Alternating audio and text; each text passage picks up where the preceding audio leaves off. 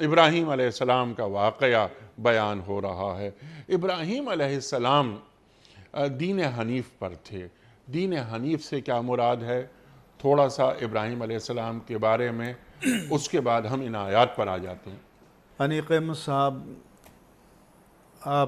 ہم سب جانتے ہیں کہ حضرت ابراہیم علیہ السلام کی شخصیت جماعت انبیاء میں مرکز الملل ہے، یعنی تمام ملتوں کا جو سینٹر پوائنٹ یا مرکزیہ ہے وہ حضرت ابراہیم علیہ السلام کی ذات عالی صفات ہے۔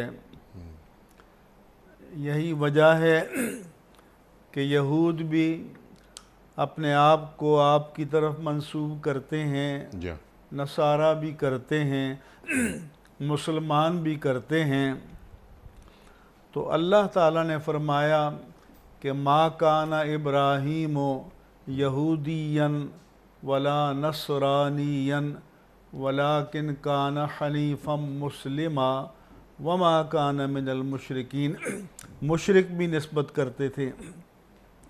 تو اللہ نے فرمایا کہ نہ تو وہ یہودی تھے نہ نصرانی تھے، بلکہ وہ دین حنیف پر قائم تھے اور مسلم تھے اور مشرک بھی نہیں تھے۔